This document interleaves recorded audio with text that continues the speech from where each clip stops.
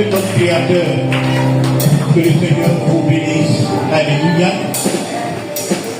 Merci encore d'être là, de faire le choix de venir dans la maison de Dieu, d'adorer notre Père, notre Créateur, celui-là même qui nous donne la vie, qui nous protège et qui nous bénit. Gloire à Jésus-Christ. Alléluia. Alors, je vais commencer. C'est vrai que c'est le temps de la parole, mais aujourd'hui, on a parlé de la vision et de la présentation du conseil de gestion. Alléluia. Vous savez, l'Église est la première famille. Une famille, elle doit être organisée. Alléluia. Elle doit définir ses projets. Elle doit vraiment avoir une vision. Donc chaque année, le Seigneur nous interpelle et nous donne vraiment une direction. Et ensemble, on veut se mettre là pour atteindre, n'est-ce pas, cette vision, pour atteindre nos objectifs. Alléluia. Pour glorifier Dieu, travailler pour faire avancer l'œuvre de Dieu. Alléluia. Alors, l'année dernière, je voudrais vraiment vous saluer dans le nom précieux de notre Seigneur Jésus-Christ de Nazareth. Alléluia. Pour ceux que je n'ai pas encore vus, bonne et heureuse année à vous. Que Dieu vous bénisse abondamment. Cette année, le Seigneur l'a déclaré pour nous, année de restauration et de consolation. Alléluia. Année de grande bénédiction et de grands projets. Et nous croyons que Dieu est capable d'accomplir ce qu'il a déclaré sur cette communauté. Alléluia. Alors, on veut parler de la nouvelle de la vision. Mais bon, on va d'abord parler, faire juste un résumé, un petit résumé du bilan de l'année dernière. Alléluia. Alors, l'année dernière, nous avions parlé, le Seigneur nous a conduit dans une vision d'une église solidaire, une église qui progresse en maturité, une église aussi qui progresse en nombre. Alléluia, vous vous souvenez? Et on a essayé de nous organiser autour de cette vision pour atteindre l'objectif. Concernant le volet de la solidarité, parce que le Seigneur vraiment nous a, comme si déjà lui on dit qu'il est le Dieu omniscient, il connaît toutes choses. Et il savait que nous aurions des difficultés, parce que l'année 2026 a été une année vraiment éprouvante, difficile pour cette communauté. Donc quand il nous dit, c'est vrai qu'au départ on ne savait pas, mais quand il nous dit qu'il voulait que cette église soit une église solidaire, une église de compassion, donc il voulait, c'est après que vraiment que nos yeux soient ouverts, qu'on a compris, parce qu'avec les difficultés qu'on a connues, vraiment il fallait vraiment cette solidarité. Donc concernant ce volet de solidarité, je fais juste un bilan de ce qui s'est passé l'année dernière. Donc, on a mis un département en place qui est Solidarité et Compassion, dirigé par le sénateur Béa Joël. Alléluia. Donc, l'objectif était quoi? D'encourager la solidarité, la fraternité, la communion dans cette communauté. Ça veut dire quoi? Ça veut dire que dans cette communauté-là, on veut sentir, même quand on a des problèmes, le malheur comme nous l'avions connu l'année dernière, on veut voir tous les frères, si c'est quelqu'un, se solidariser autour de la personne, pour lui dire que nous sommes une famille. C'est ce qu'on voulait voir. On voulait aussi vraiment que ce soit fraternité, communion. Mais tout cela, que ce soit dans le malheur comme dans la joie. C'est-à-dire, c'est vrai, le malheur a frappé quelqu'un, nous sommes autour de lui. Si c'est le bonheur, si c'est un mariage, si c'est vraiment la joie, on soit autour. Alléluia. C'est vrai que cette année, on a beaucoup été éprouvés par le malheur, mais je crois que le Seigneur va retourner la chose. Alléluia, cette année, je crois que c'est le bonheur qui va être notre partage. Alléluia, la joie, les bonnes nouvelles. Alléluia. Et on a fait des contributions, on va continuer. Je crois qu'avec le conseil, on va essayer de voir les dates et comment faire pour qu'on puisse vraiment trouver les moyens pour atteindre notre objectif concernant le projet Solidarité et Compassion. On a vu que vraiment, c'est vrai, ça je bénis vos vies, vous avez contribué, mais il reste beaucoup à faire. Alléluia. Il reste beaucoup à faire. Parce que chemin faisant, on a vu qu'on était quand même essoufflé, les moyens n'étaient plus là. Les moyens n'étaient plus là, chemin faisant. Mais cette année, Dieu va nous donner la sagesse d'aller au-delà. Alléluia. Et surtout dans les moments de joie. Donc, concernant la solidarité, je crois que l'année dernière, vraiment, vu ce qui s'est passé et le cas que nous avons eu, la façon dont on a géré le cas, je pense que nous sommes sur la voie, alléluia, de cette solidarité-là. Alléluia. Et je crois que acclamer le Seigneur pour vos vies, vous-même.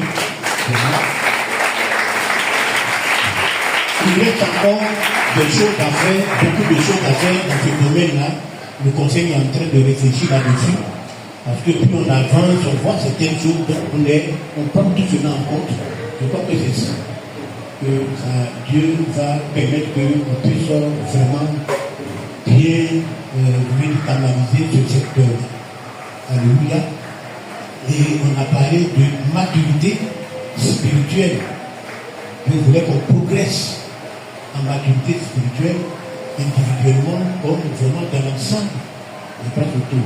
On avait mis une école d'abord pour permettre à ceux qui avaient 5 ans de conversion, voilà, 5 ans d'être un peu bien nourris, pour leur donner une base. Et là, le directeur de cette école-là, c'était le pasteur ancien, le pasteur T. Dixon. Alléluia, on acclame le Seigneur pour sa vie. Parce que je crois qu'il a tenu cette école. Vraiment, il a tenu cette école. Et voilà. Et à côté de cela, on avait une lutte les soirs, et ce lutte les soirs, les vendredis. Bon, et là aussi, ça n'a pas été tellement, je vais dire, au niveau du nombre. On avait baissé le nombre les soirs, mais je crois que cette année, on va voir aussi comment vraiment atteindre l'objectif au niveau de cette, je veux dire, la croissance, au niveau de la connaissance, progresser en connaissance individuellement comme. Et nous avions parlé aussi de la croissance numérique, c'est-à-dire en nombre. Cette année, vraiment, c'est vrai, les gens étaient éprouvés, mais on a vu que le nombre, il y avait beaucoup de choses vides, à certains moments, et ainsi de suite. Mais bon, c'était pour vraiment remédier à tout cela qu'on avait demandé à chacun, parce que la seule méthode que Dieu nous a donnée pour faire face à cette situation, c'est l'évangélisation. Donc on avait demandé, ça fait longtemps qu'on le dit, une personne, un fidèle, une âme, un fidèle, une âme. Bon, on a eu des cultes de Seigneur d'âme, tout ça là c'était pour qu'on puisse vraiment atteindre ce but-là au niveau de la croissance numérique. Et cette année, la pêche n'a pas été abondante. Je crois que sur toute l'année, on a eu 10 personnes. C'est pas mauvais, c'est bien. 10 personnes, mais avec le nombre que nous sommes ici là, on peut faire plus. Alléluia. Gloire à Jésus. Alors, Donc au niveau numérique aussi, bon, il y a encore beaucoup de choses à faire. Globalement, j'ai envie de dire qu'on n'a pas encore atteint notre objectif. Au niveau de la solidarité, au niveau de la maturité spirituelle, vraiment, et puis au niveau de la croissance numérique, on n'a pas encore atteint notre objectif. Alléluia. Pour dire quoi? Pour nous dire que la vision de cette année, c'est que Dieu nous demande, comme nous sommes conscients qu'on n'a pas encore atteint l'objectif, Dieu nous demande de continuer dans cette vision. Alléluia. Donc, on est encore dans cette vision, c'est-à-dire solidarité, une église solidaire, une église qui progresse en maturité et une église qui progresse aussi en nombre. Alléluia. Je crois que cette année, on a, avec ce qu'on a vu, et on va tirer les leçons de toutes ces choses-là pour qu'on puisse avancer. Alléluia. Je crois que le conseil, sans aura des réunions, va réfléchir sur comment vraiment nous faire avancer afin que nous puissions atteindre vraiment la vision que Dieu nous avait donnée. Donc en gros, nous continuons toujours dans la vision de 2025, mais avec amélioration, alléluia, avec amélioration, avec les leçons qu'on a tirées de tout ce que nous avons reçu de faire dans l'année 2025. Gloire à Jésus. Alléluia. Mais vous avez les encouragements du conseil, vous avez l'encouragement du Seigneur. Avec le Seigneur, c'est vrai, il faut aller doucement, mais faisons un effort pour atteindre, Seigneur, pour atteindre le but. Alléluia. Cette année, il faut que nous puissions encore faire plus. Alléluia. Que le Seigneur vous bénisse. On peut acclamer le Seigneur.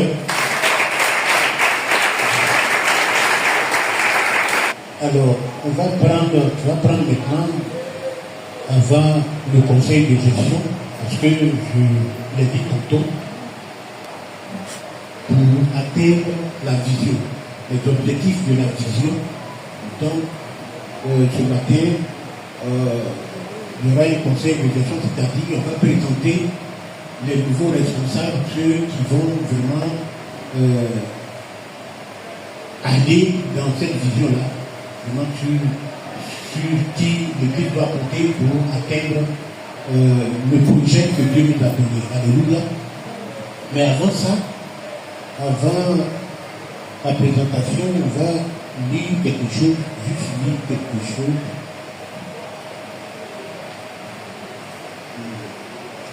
Oui, l'homme de Dieu. Psaume chapitre 69, verset 10.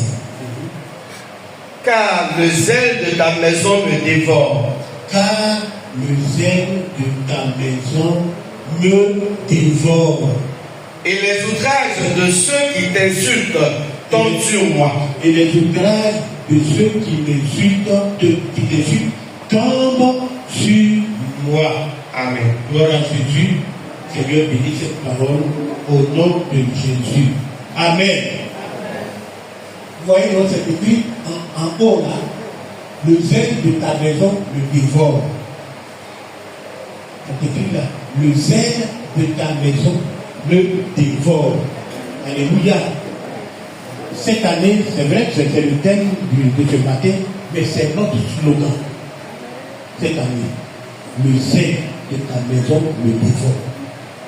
C'est le slogan de cette communauté cette année.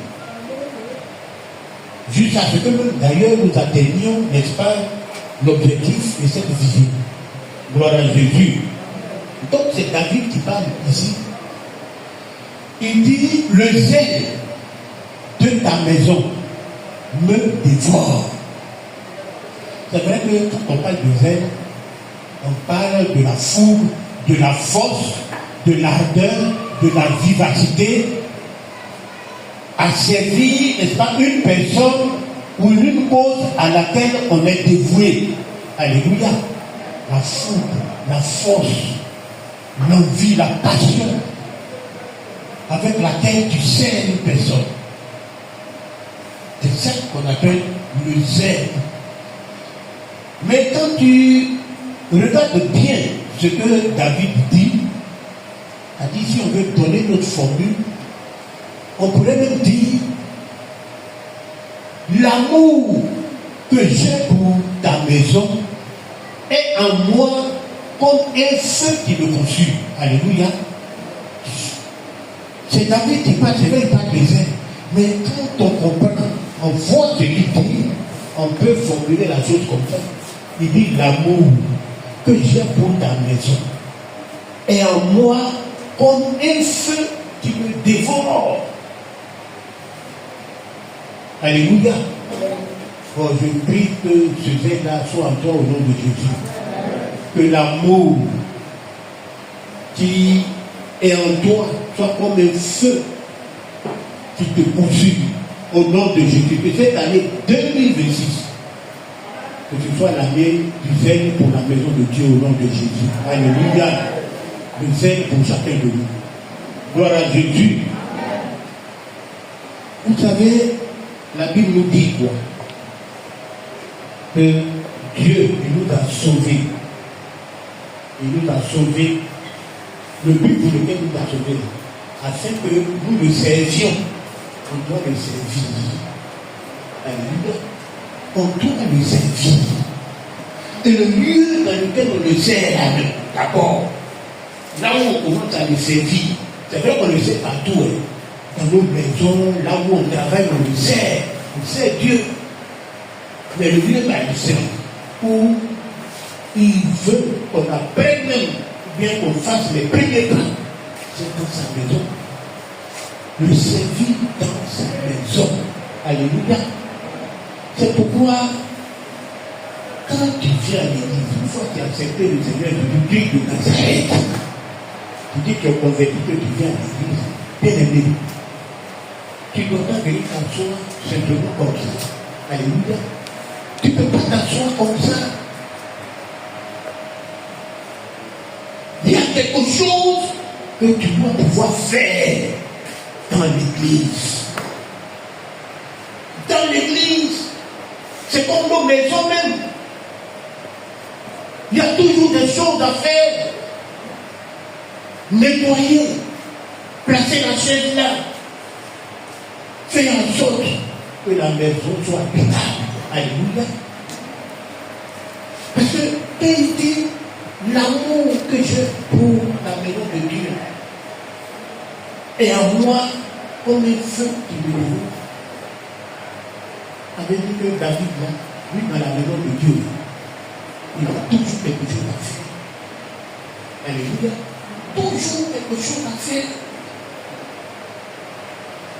Tu ne peux pas venir dans ton et puis tu t'attends. Mais il y a beaucoup de choses à faire dans la maison de Dieu. Alléluia. Il y a le nettoyage de l'église. C'est vrai que tu viens, mais imagine un instant. Et tu arrives et puis tout est ça.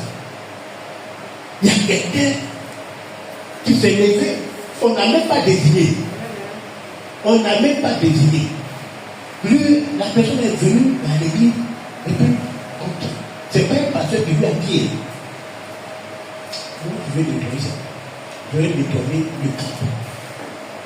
Et puis il a fait ça, un service dans l'église. Tous les matins, dans un programme à personne nettoie. Alléluia. Nettoie. Bien aimé, il y a beaucoup de choses à faire dans cette communauté. Il y a l'intercession, il y a des temps de prière, il y a l'évangélisation. Donc quelqu'un ne peut pas s'asseoir simplement comme ça. Et puis, Dieu dit, il nous a sauvés afin que nous le servions. Afin que nous le servions. Bien aimé, si tu avais cette mentalité ce matin, je veux que tu lèves cette mentalité. En 2026, il ne faut plus continuer dans cette mentalité. Où tu viens seulement, tu t'assois, et puis tu n'as rien à faire. Ce n'est pas forcément que le pasteur te voit et puis il faut faire quelque chose. Non. Il y a toujours quelque chose à faire. Il faut que même cela vienne de toi. Parce que très souvent, même quand le pasteur te dit de faire quelque chose, parfois c'est au-dessus de tes capacités. Pourquoi tu n'as pas voulu faire ça? Mais bon, je n'étais pas prêt à faire, je n'ai pas le temps de faire une partie. On peut pas le résultat. Mais toi-même, la regarde dans la maison de Dieu. Est-ce qu'il n'y a pas quelque chose que tu peux faire? Est-ce qu'il n'y a pas quelque chose que tu peux faire? Gloire à Jésus. Même les ampoules. Donc, moi, je veux. Bon, voilà. Parfois, on a des ampoules ici, peut-être parce que moi, je veux vraiment acheter des pompes. Oui, je veux faire. Il y a beaucoup de choses à faire. Alléluia. On ne peut pas croiser les bras et puis venir s'asseoir comme ça et dire non. L'évangélisation. Si tu t'assois, tu vas tomber dans les critiques. Parce que très souvent, c'est ceux qui nous font rire qui critiquent. Oui, ça c'est bien, tu vas tomber dans les critiques. C'est toi qui vas voir que il y a des choses qui sont vides. Ou bien ici les salles. Et puis on a fait ci, on a fait ça dehors. Et parce que tout ça, tu vas parler. Je l'ai dit la dernière fois ici. Ceux qui travaillent, ils ferment la bouche devant le travail des autres. Pourquoi? Parce qu'ils savent la souffrance qui est dans le travail et le sacrifice qui est dans le travail. Alléluia. Quand tu travailles, tu fermes ta bouche. Ceux qui ont appris à travailler, ils ferment leur bouche devant le travail des autres. Parce qu'ils savent que travailler, c'est sacrifice. Il y a souffrance dedans, il y a beaucoup de choses. La seule chose où il y a rien dedans, c'est critique. Mais critique là, doit apporter de la malédiction. Critique là, ça c'est l'œuvre du diable. L'œuvre du diable. Tu ne fais pas encourager. Même si tu fais, il faut quand même encourager les gens. Ceux qui sont en train de travailler, encourage-les. Mais ne critique pas. Bien aimé, cette année 2026 là, on va avoir des gens qui ont le cœur de David. Ils disent, l'amour que j'ai pour ta maison là est en moi comme un feu qui me consume. C'est-à-dire, si je n'ai pas fait, donc je ne suis pas en paix. S'il y a un travail dans ta maison, je ne suis pas en paix. Je ne suis pas en paix. Dieu qui nous donne le souffle de vie, qui nous donne la force, toutes ces capacités. Quand on va au travail, dans nos, même le travail, au travail, on va au travail. Mais pourquoi dans sa maison, on n'arrive pas à faire quelque chose de pas travailler? C'est lui qui nous a créé, il dit on n'a pas travaillé pour lui. Mais pourquoi? Pourquoi? Alléluia! Il faut renverser toutes ces choses. Il faut travailler pour le Seigneur. Il faut travailler pour le Seigneur. Dans sa maison. Dans la maison. Jésus lui-même là. Il avait cet amour-là. C'est quoi la Bible nous dit? Je ne sais pas si c'est dans Jean 2, c'est 13 à 17, oui. Un jour, il se rend dans le temple, dans la maison de Dieu, et puis il voit des hommes qui sont en train de vendre des pigeons, des brebis, en train d'échanger des pièces. La Bible dit quoi? Il a fait une fouille, et puis il les a chassés. C'est la raison qu'ils sont rappelés qu'il est écrit, le zèle de ta maison le dévore. Il y a des choses, alléluia, que Jésus a fait, que la maison de Dieu, il y a des choses à faire dans la maison de Dieu, bien aimé. Il ne faut pas venir écraser les bras. Il ne faut pas venir écraser les bras. Il dit même les outrages de ceux qui insultent Dieu sont tombés sur lui. Ça veut dire que tellement il est de servir Dieu, faire des choses dans la maison de Dieu. Parfois même, tu sais, j'ai parlé de critique. Il y a d'autres même qui peuvent t'insulter. Tu es en train de travailler pour Dieu, mais quelqu'un va t'insulter. David dit, tout ça c'est tombé sur moi. Je suis en train de travailler, mais on m'insulte. On me juge. On peut même me condamner. Mais il prenait toutes ces choses-là comme si c'était des violences personnelles. C'est-à-dire que c'est à lui-même qu'on faisait ça. Mais il travaillait. Alléluia. L'amour. Il rencontrait des difficultés. Parce que très souvent, quand on commence à servir Dieu, il y a une petite difficulté, on arrête. Ou bien, il y a un problème d'intérêt quelque part. On laisse pour Dieu, on s'en va. Mais David consacrait ses efforts à servir Dieu, ses intérêts à servir Dieu. Il consacrait ses efforts et ses intérêts à servir Dieu. La maison de Dieu. La maison de Dieu.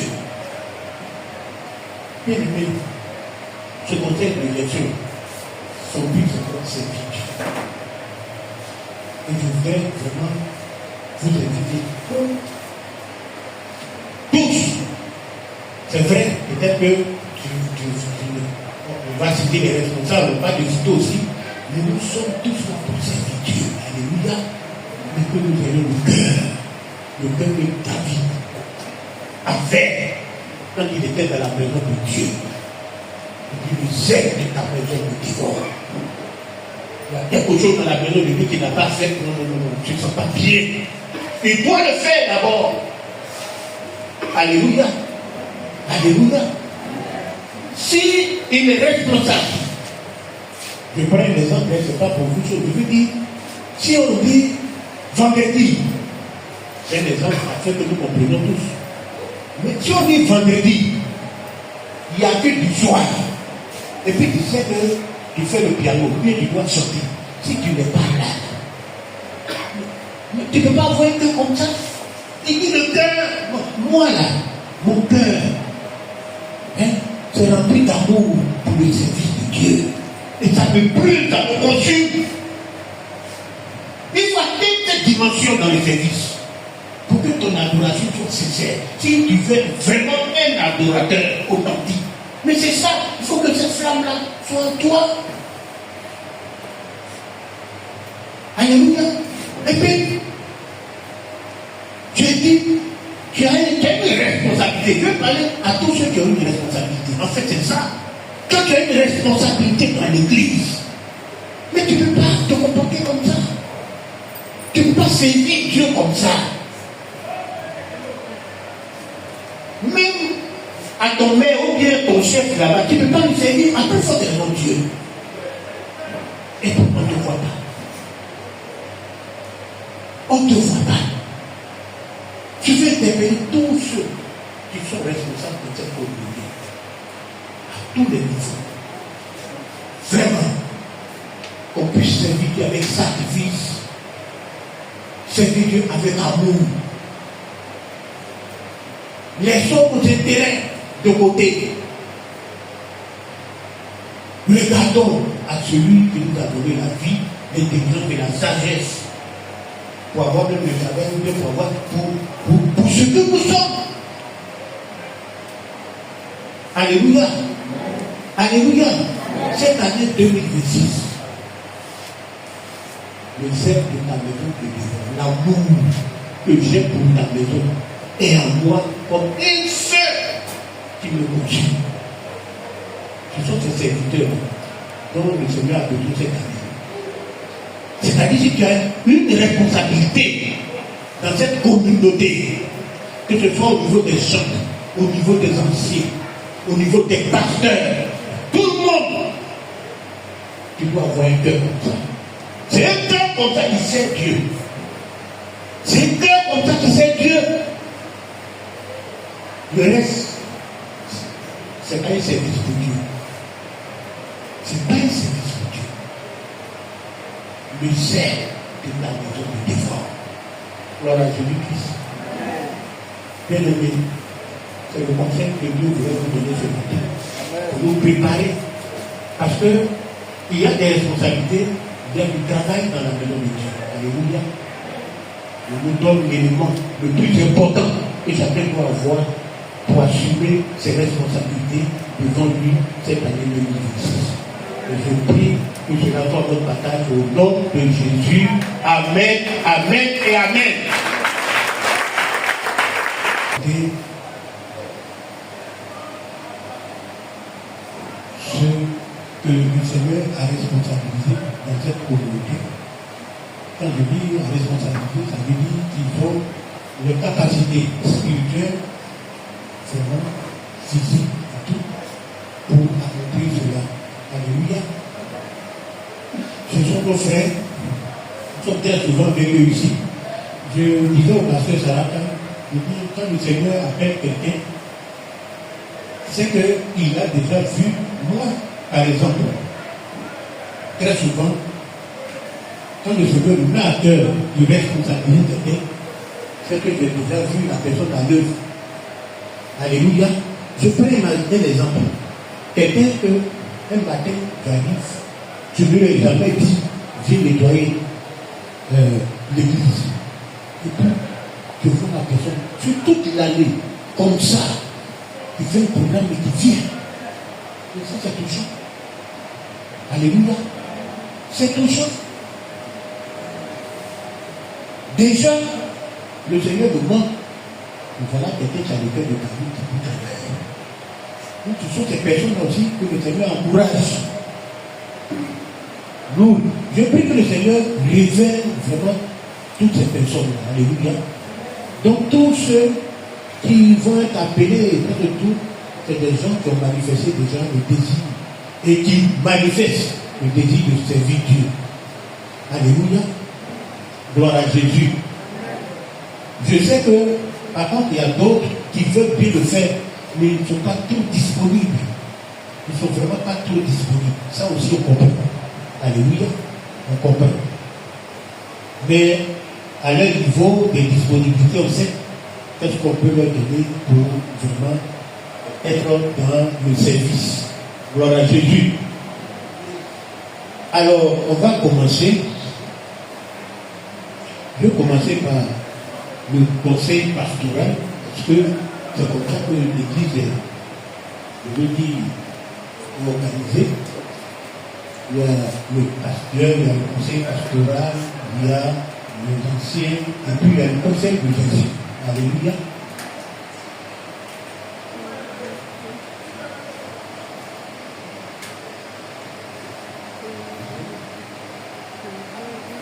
Alors, moi-même, je suis le pasteur principal de cette communauté. Alléluia. Voilà. C'est un travail aussi, hein. C'est un travail. Parce que vous ne comprenez pas le travail qui est dedans. Le pasteur, il faut croire le temps. Voilà, l'église, c'est comme ça, il faut. Quand on fait tous les dimanches ici, c'est une fois venu et puis il n'y a pas eu juste. Ou bien il n'y a pas eu un programme du soir, ou bien il n'y a pas eu, comment on appelle, toute l'année, des séminaires, et tout ça. C'est le pasteur qui fait tout ça. Sans oublier les personnes pour lesquelles on prie, beaucoup de choses, l'organisation de l'église, tout ça. Ça, c'est le rôle du pasteur. Le pasteur n'est pas là comme ça. Alors, donc,